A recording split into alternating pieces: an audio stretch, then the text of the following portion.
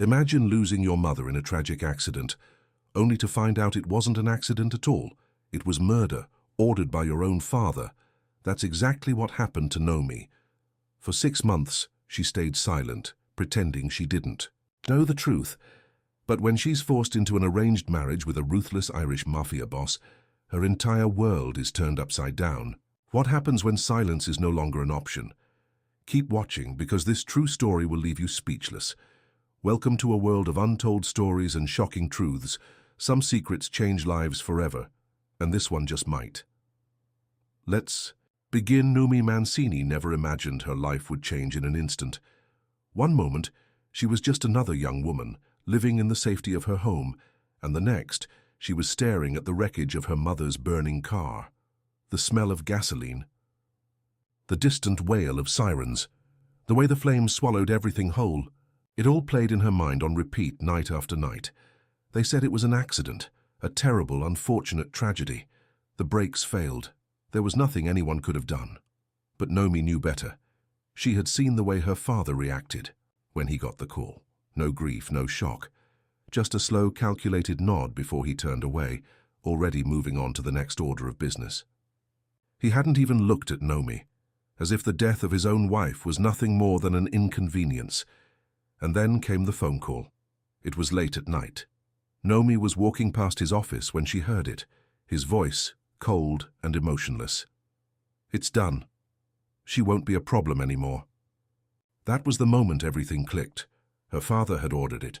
The accident wasn't an accident at all. It was a message, a warning, a way to tie up loose ends. And Noemi knew in that very second that if he ever found out she knew the truth, she would be next, so she made a choice. She stopped speaking, not because she couldn't, but because silence was the only thing that could keep her alive. The doctors thought it was trauma. They called it selective mutism, a psychological reaction to extreme grief. But Noemi knew better. Words were dangerous. Words could betray secrets.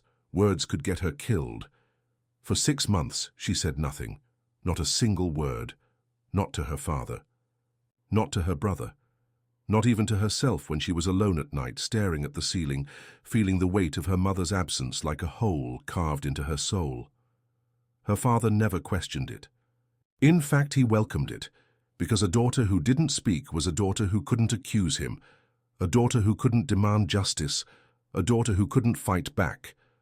Noemi became a ghost in her own home.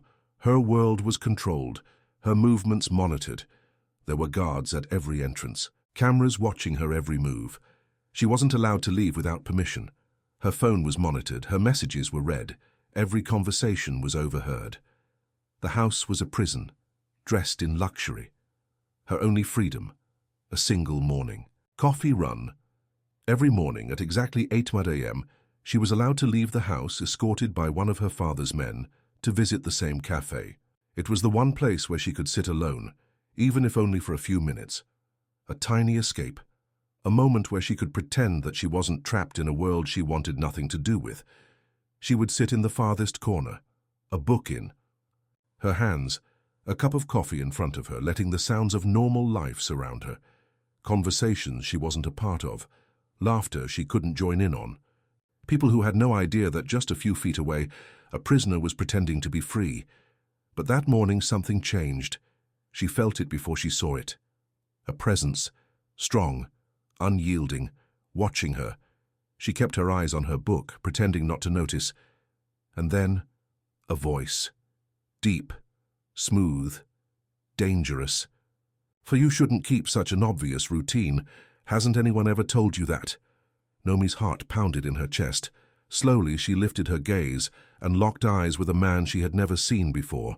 Dark hair, piercing blue eyes, a presence so commanding it sucked the air out of the room. He wasn't smiling, he wasn't flirting, he was just watching her. She had spent 6 months trying to disappear, trying to become invisible. And yet somehow this man had noticed her. A chill ran down her spine. Something about him felt dangerous. Not in the way her father was dangerous. This was different. There was something unreadable in his gaze, something she couldn't quite place. A test, a challenge, as if he knew something she didn't, as if he had been watching her for a long time. Noemi turned back to her book, pretending not to be affected, but her hands were trembling. Who was he? And what did he want? Her bodyguard was just outside, waiting by the door. If she needed to leave, she could, but she forced herself to stay still. She couldn't let this man see that he had unsettled her. The man didn't say anything else, but he didn't leave either. She could feel his gaze on her, a weight pressing down on her like an invisible force. For the first time in 6 months, Noemi felt truly afraid, because something told her. This man was going to change everything. Noemi kept her eyes fixed on the words in her book, but she wasn't reading. She couldn't. Every cell in her body was alert, her senses heightened. The man hadn't moved. She could still feel his gaze, steady, unrelenting.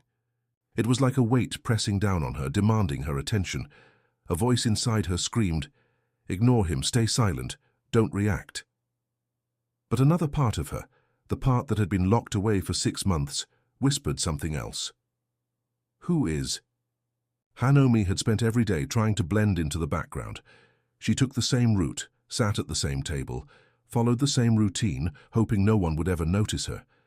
But this man had. Why? She risked another glance at him, slow and cautious. He was still watching.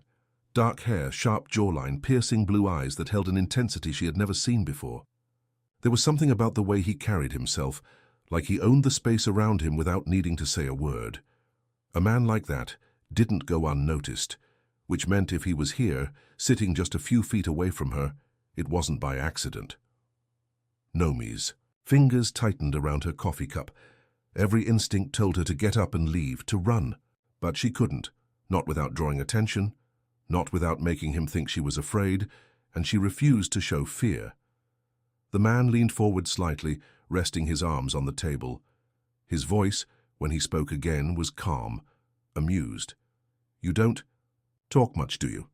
Noemi didn't react. She kept her face neutral, pretending she hadn't heard him. His lips curled into a smirk. Interesting. She focused on taking slow, steady breaths. He didn't know anything about her. He was just testing her, pushing to see if she would break. She wouldn't. Not now. Not ever. The man tilted his head slightly, as if studying her. Then he reached into his pocket and pulled out something small, placing it on the table between them. A single sugar packet. Noemi frowned. Was this some kind of game? She didn't move. The man didn't speak. For a long moment they just sat there, the silence stretching between them. Then slowly, deliberately, he pushed the sugar packet across the table, toward her. A chill ran down Noemi's spine. This wasn't random. This was a message. But what was he trying to say? She glanced at the sugar packet, then back at him. His smirk deepened. Then, without another word, he stood up, slid his hands into his pockets, and walked out of the cafe. Noemi's heart was pounding. She forced herself to stay still, counting the seconds until the door swung shut behind him. Then slowly she reached out and picked up the sugar packet. Her fingers tightened around it as she turned it over, and when she saw what was written on the back, her breath caught in her throat. "Be careful who's watching you." Noemi's hands went cold. Her head snapped up, scanning the cafe, but the man was gone. What did this mean? Had he been watching her, or was someone else watching both of them? Her pulse hammered in her ears. She needed to leave. Now. She shoved the sugar packet into her pocket, grabbed her bag, and stood up. Her bodyguard was waiting outside, leaning against the car, scrolling through his phone. He barely looked at her as she walked past him and got into the car. But Noemi couldn't shake the feeling that something had just changed. That, for the first time in 6 months, her silence wasn't enough to keep her safe. She wasn't invisible anymore, and that terrified her. The ride home was suffocating. Noemi sat stiffly in the back seat, staring out the window, replaying the cafe encounter over and over in her head. Who was he? What did he want? And why had he approached her? The words on the sugar packet echoed in her mind. Be careful who's watching you. Was it a warning? A threat? Or something else entirely? By the time the car pulled up to her house, her chest was tight with unease. She stepped inside, her father's mansion swallowing her whole. The guards barely acknowledged her as she walked past, her footsteps echoing on the marble floors. She needed time to think, to figure out what this meant. But before she could reach the stairs, a voice stopped her in her tracks. "You're late." Noemi turned. Fausto Mancini stood in the hallway, his dark eyes cold and unreadable. Her father, her mother's killer, a man who controlled everything, including her. He took a slow step forward. "You've been gone longer than usual," he said, studying her face. "Why?" Noemi's pulse pounded. She shook her head slightly. A silent answer. His gaze narrowed. For a moment, the silence between them was suffocating. Then, slowly, he smiled. "You're always so obedient," he murmured. "It's good to know I can trust you." Noemi felt sick. Her silence had kept her safe for 6 months, but now for the first time she wasn't sure if it would be enough. That night she couldn't sleep. She lay awake, staring at the ceiling, replaying the cafe encounter in her mind, the stranger's voice, his smirk. The sugar packet. "Be careful who's watching you," a warning. But from whom? Was he warning her about her father, or was he warning her about himself? Noemi turned over, pulling the blankets tighter around her. She had spent months hiding, staying, silent, keeping her head down, but something told her that wasn't going to be possible anymore because whoever that man was, he wasn't done with her yet. Noemi had spent the last 6 months living in silence, believing that if she followed the rules, if she didn't make waves, she would be safe. But after that morning at the cafe, something had shifted. The stranger's warning still echoed in her mind. Be careful who's watching you. Who was he? Why had he spoken to her? And why did it feel like he had been waiting for her? Noemi didn't have the answers, but she knew one thing for sure. Her father could never find out. If Fausto Mancini suspected that someone had approached her, that someone had noticed her, he would never let her leave the house again. So she said nothing. She went through the rest of the day as if nothing had happened. She ate dinner with her brother Sante, who was too distracted with his own ambitions to notice her unease. She stayed in her room, staring at the ceiling, her mind spinning with questions she couldn't answer. And when she finally fell asleep, she dreamed of piercing blue eyes watching her from the shadows. The next morning, Noemi forced herself to push it aside. The man was gone. It was just one encounter. It didn't mean anything. She convinced herself of that fact until her father called her into his office. It was rare for Fausto to summon her. He preferred to keep her out of sight, out of mind. The only time he spoke to her was when he needed to remind her of the rules. So when she stepped inside and saw him sitting behind his massive desk, fingers steepled, watching her with an unreadable expression, her stomach twisted. Something was wrong. Sit. Noemi did as she was told, her back straight, hands folded in her lap. Fausto studied her for a long moment, his dark eyes searching her face. "You've been very obedient these past few months," he finally said. "That pleases me." Noemi didn't move. She knew better than to react. Her father leaned forward. "And because of that, I trust that you will continue to be obedient, even now." A chill ran down her spine. Fausto reached into a drawer and pulled out a small velvet box, placing it on the desk between them. He flicked it open with one finger. Inside was a ring. Noemi's stomach dropped. She barely had time to process what was happening before her father spoke again. "You're getting married." The words hit her like a punch to the chest. She forced herself to stay still, to keep her breathing even. Her father watched her closely, waiting for a reaction. When she gave him none, he smiled. "Good girl," he murmured. "I knew you'd understand." Noemi's hands curled into fists in her lap. Marriage. To who? Why? She couldn't ask. She couldn't protest. She could only listen. "It's been arranged with the Irish," Fausto continued, his voice smooth, pleased. "A powerful family, strong allies. This union will solidify our place in the city. And you," his gaze darkened, "you will do your duty." A wave of nausea rolled through Noemi's stomach. She had never wanted this life. She had never wanted to be part of the Mafia world. And now, She was being sold off like a pawn in one of her father's power plays. Her mind raced. She had no way to fight this, no way to refuse. If she tried, if she so much as shook her head, her father would take it as betrayal, and she knew what happened to people who betrayed him. So she did the only thing she could. She nodded. Fausto smiled. "That's my girl." He pushed the box toward her. "You'll meet your fiancé tonight. Make sure you look presentable." And just like that, the conversation was over. Noemi walked out of the office in a daze, the ring box clenched in her trembling fingers. Her heart was pounding. She had spent 6 months planning her escape. Now, she was being handed over to a man she had never met, a man from a family as ruthless as her own, a man who would soon own her. Noemi closed her eyes, struggling to breathe. Her life was no longer her own. Had it ever been? Hours later, she stood in front of her mirror, staring at the reflection of a woman she no longer recognized. Her father's housekeeper had been ordered to dress her, a sleek, elegant black dress, soft waves in her dark brown hair. Her mother's necklace, the only piece of her she had left. She looked expensive, polished, like the perfect trophy wife. Her stomach churned. She didn't know who she was meeting tonight. She didn't know what kind of man he would be, but she knew one thing: she couldn't trust him. A knock at the door made her jump. Her father's voice carried through. "He's here." Noemi took one last deep breath. Then, with slow, measured steps, she walked downstairs. The dining room was dimly lit, the long table set for 3. Her father stood at the head of the table, a glass of whiskey in his hand. And then she saw him, seated across from her father, watching her. Her heart stopped. It was him, the man from the cafe, the stranger with piercing blue eyes, the one who had told her to be careful, the one who had left her that warning. Noemi's blood ran cold.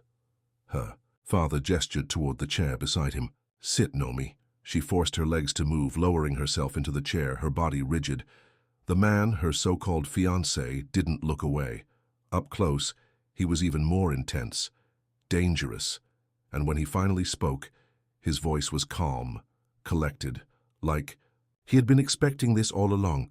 "It's nice to meet you, Noemi." She couldn't move, couldn't breathe. This wasn't a coincidence, this wasn't fate, this was planned.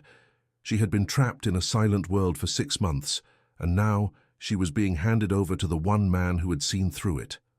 Noemi lowered her gaze. She had never been afraid of marriage before, but this wasn't just marriage. This was something else entirely. This was a game, and she had no idea what the rules were. Noemi sat across from the man she was supposed to marry, her fingers clenched in her lap, her heart pounding so loudly she was sure they could hear it. This wasn't happening. It couldn't be happening. But there he was, the stranger from the cafe, the man who had left her a warning, the man who had seen through her silence when no one else had, and now he was her fiancé. He didn't look surprised. If anything, he looked amused, like he had been expecting this all along. Fausto lifted his glass, his voice smooth as silk. "This is Connor Reid," he said. "You'll be his wife by the end of the week." Noemi barely heard him. Her mind was still reeling. Connor Reid, Irish Mafia. A man just as dangerous as her father, maybe even more. And now he owned her. She forced herself to meet his gaze, searching for something, anything, that would tell her why he had approached her that day. But Connor only smiled.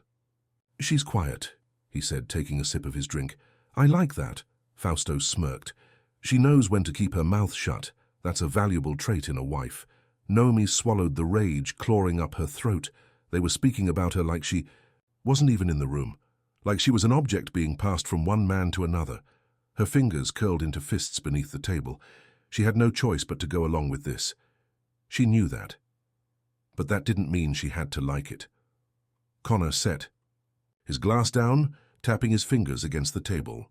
"I have a few conditions," he said. Fausto arched a brow. "Do you?" Connor leaned back in his chair, looking completely at ease. "Yes. She comes with me to Ireland immediately after the wedding.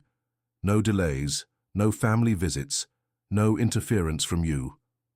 Noemi's stomach twisted. Ireland. She would be leaving everything she had ever known. Her father, Her brother. The prison she had been trapped in for so long. But was she just trading one cage for another? Fausto studied Connor for a long moment before, nodding. "Fine," he said. "Anything else?" Connor's gaze flickered to Noemi, then back to her father. "No mistresses. No lovers. She belongs to me." Noemi's breath caught in her throat. Her father laughed, shaking his head. "You don't have to worry about that. Noemi is well-behaved." Connor smirked. "We'll see." Something about the way he said it sent a shiver down her spine, like he didn't believe her father's words, like he intended to find out for himself. Fausto finished his drink and stood. "Then it's settled. The wedding will be on Friday." Just like that, like it was nothing, like she wasn't even a person. Connor stood as well, straightening his jacket. "Looking forward to it," he said. Then he turned to Noemi. "I'll see you soon, darling." And with that, he walked out. Noemi sat frozen in place, her pulse racing. This wasn't a dream, this wasn't a nightmare, this was real. In 3 days, she would be Mrs. Connor Reid, and she had no idea what that meant for her. The next few days passed in a blur. A dress was selected. A venue was prepared. Noemi was shuffled from fitting to fitting. Her silence taken as obedience. She didn't fight. She didn't resist. She simply let them mold her into the perfect bride. But inside she was screaming. Then, before she knew it, the day arrived. She stood in front of the mirror, staring at the woman they had turned her into. The white dress, the veil, the perfect makeup. She looked like a bride, but she didn't feel like one. She felt like a prisoner, a pawn being moved across a chessboard she didn't understand. A knock at the door made her jump, a voice, her father's. "It's time." Noemi turned away from the mirror, took a deep breath and stepped out into her new reality. The wedding was a blur, a church filled with people she didn't know, vows she barely heard. A ring slipped onto her finger. And then, "You may kiss the bride." Noemi barely had time to react before Connor's lips brushed against hers, firm and unyielding. It wasn't romantic. It wasn't gentle. It was a claim, a statement. She was his now. As soon as it was over, Connor took her hand and led her out of the church, past the guests, past her father, past everything she had ever known. The car was waiting, the door was open, and just like that, she was gone.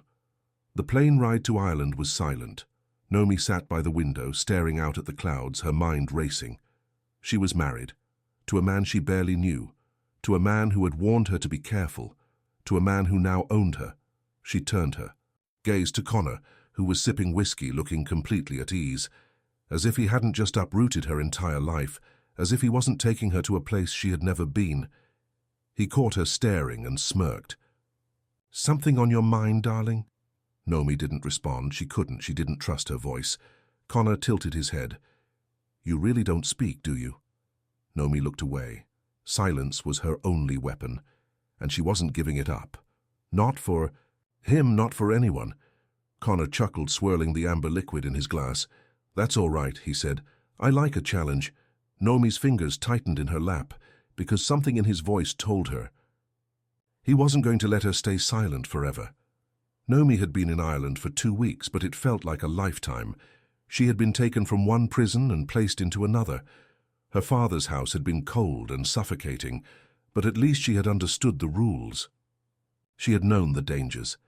Here in Connor's world, nothing was clear.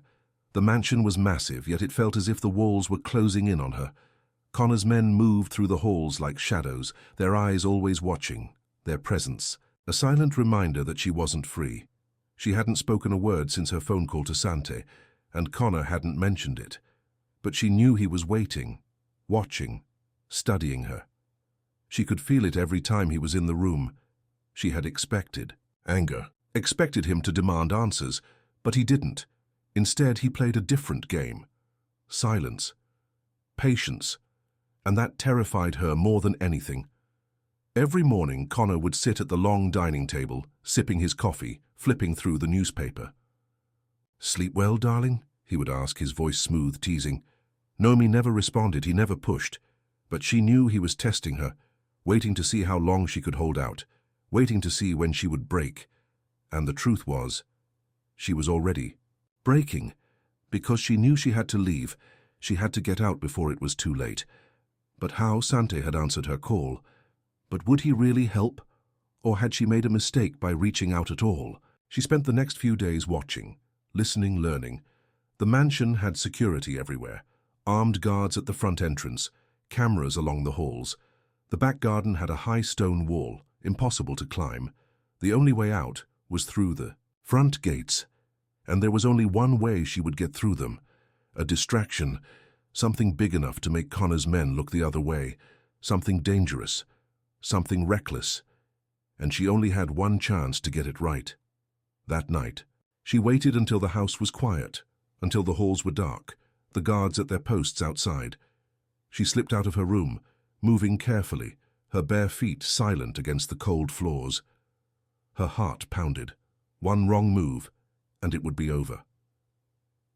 She made her way toward Connor's office, knowing what she needed: a phone, a weapon, anything that could help her get out of here alive. She reached the office door and turned the handle. Unlocked. She stepped inside, closing the door softly behind her. The room was dimly lit, the scent of whiskey lingering in the air. She moved quickly, searching through the desk drawers, her hands shaking. Then, a voice. Calm, amused. Looking for something, darling. Her blood ran cold. She turned slowly. Connor was sitting in the chair by the window, a glass of whiskey in his hand, watching her, waiting, like he had known she would come. Noemi's pulse pounded. Her mind raced for a way out. Connor tilted his head, his blue eyes unreadable. "You're predictable," he murmured. "That's going to be a problem." She didn't move, didn't speak, but he didn't look angry. If anything, he looked amused, as if he was enjoying this, as if he had been waiting for this moment. He set his glass down and stood moving toward her with slow, deliberate steps. "You think I don't know what you're doing," he said, "that I haven't been watching you." Her breath caught. He stopped just inches away, his voice dropping lower. "You're planning to run." It wasn't a question. It was a fact, a truth she couldn't deny. Noemi forced herself to stay still, to keep her expression blank. Connor smirked. "But here's the thing, darling," he murmured. "You don't get to leave." She flinched as he reached up, brushing a strand of hair behind her ear. "You belong to me now," he said softly. His voice wasn't cruel, wasn't mocking. It was worse, because it was gentle, as if he truly believed what he was saying. Noemi's heart pounded. For the first time, she wasn't just afraid of Connor Reid, she was afraid of herself, because some part of her, some sick, twisted part of her, was starting to wonder what it would be like to stay. The next morning she didn't leave her room. She couldn't. Not after what had happened. Not after the way Connor had looked at her. She needed a new plan. She couldn't run, not yet, but she could wait. She could pretend. And when the moment was right, she would take it, because no matter what Connor thought, no matter how dangerous he was, she would never belong to him. Not really. Not forever. She just had to survive long enough to prove it. Noemi had spent months trapped in a silent war. With her father, with Connor, with herself. She had thought silence was her greatest weapon, but now she was starting to realize it might also be her greatest weakness, because silence wouldn't save her anymore. Not here, not in this world, and definitely not with a man like Connor Reid. Days passed, then weeks. Noemi played the part of the perfect wife. She ate when she was supposed to. She went for walks around the estate. She sat at the dinner table listening as Connor spoke about business, about alliances, about enemies. But she never spoke. Not a single word. And the longer she stayed silent, the more she could feel Connor's patience wearing thin. He never forced her to talk, never demanded answers, but she could feel the shift in the air. She was running out of time, and she needed to act before he did. One evening, Connor found her. In the library. She was standing by the window, staring out at the darkened sky, lost in thought. She didn't turn when she heard him enter, didn't react when he walked up behind her. For a long moment, he said nothing. Then, Quietly, he spoke. "You're waiting for something." Noemi's fingers tightened against the windowsill. "You think I don't know," he continued, "that I haven't seen the way you watch the guards, the way you study the exits?" She swallowed hard. "You're planning something, Noemi." A beat of silence. Then, finally, she turned to face him, and for the first time she spoke. Yes, Connor's expression didn't change, but something flickered in his eyes. Something dark. Something dangerous. "And what exactly are you planning?" he asked, his voice calm. Noemi lifted her chin. "You already know." His lips curled into a slow, knowing smirk. "Escape?" Noemi didn't answer. She didn't have to. Connor exhaled a quiet laugh, shaking his head. "You really think you can run from me?" Noemi met his gaze, steady and unflinching. "I have to try." Connor studied her for a long moment. Then slowly he reached into his pocket and pulled something out, a folded piece of paper. He held it up between them, and when Noemi saw what it was, her blood ran cold. It was a letter she had written, a letter she had given to one of the housemaids, begging her to send it to Santi, a letter Connor was never supposed to see. Her heart pounded. "How? When?" Connor smirked. "You think I don't know everything that happens in my own house?" Noemi's breath caught. He stepped closer, holding the letter between two fingers. "Tell me," he murmured. "What were you expecting your brother to do, ride in on a white horse and rescue you?" She clenched her jaw. Connor chuckled. "You still don't understand, do you?" he said softly. "You don't need saving, Noemi." He reached out, brushing a strand of hair behind her ear. "You need to wake up." Then, before she could react, he dropped the letter into the fireplace. Noemi gasped. She lunged forward, but it was too late. The paper curled, darkened, turned to ash. Her last hope gone. She turned back to Connor, her chest rising and falling with shaky breaths. But he didn't look triumphant, he didn't look victorious, he just looked disappointed. "You still think I'm the villain," he murmured. She glared at him. "Aren't you?" His smirk faded, and for the first time she saw something real in his eyes. Something raw. Something broken. "Noemi," he said quietly, "I didn't marry you to own you." Her heart pounded. "I married you to free you." Noemi's breath caught. She opened her mouth, to argue, to demand answers, but he stepped back before she could speak. His expression hardened. "This marriage was never about power," he said. "It was about survival." She frowned. "What?" He cut her off. "You think your father just let you go?" A chill ran down her spine. Connor exhaled. "I wasn't the only one who wanted you, Noemi. Her stomach twisted. "What are you talking about?" she whispered. Connor's jaw clenched. "Your father didn't give you to me willingly," he said. "He gave you to me because, if he didn't, someone else would have taken you first." Noemi's pulse pounded. "Who?" Connor's expression darkened. "Ricci." She froze. Ricci, one of her father's oldest rivals, a man so ruthless, even Fausto had been afraid of him. A man who had once told Noemi, when she was just 16 that one day, she would belong to him. Noemi felt sick. She had spent so long thinking Connor was the threat, but all this time, he had been her only protection. Connor watched as realization dawned on her face. Then, quietly he said, "You can run, Noemi." Her breath hitched. "You can try. But the second you leave this house, you're no longer mine." She swallowed hard. "And trust me," he murmured, "if Ricci finds you first, you'll wish you had stayed." Noemi's body trembled. She had spent months trying to escape, trying to run, trying to find a way out. But now, for the first time, she was starting to wonder if she had been running in the wrong direction. Because maybe, just maybe, the safest place in the world for her was right here, with him. And for the first time since her mother died, she wasn't sure if she wanted to be silent anymore. If this story resonated with you, please hit the like button to show your support. It truly helps me bring more impactful stories to you. If you haven't already, subscribe and turn on notifications so you never miss out on more emotional, thought-provoking tales. I'd really love to hear your thoughts.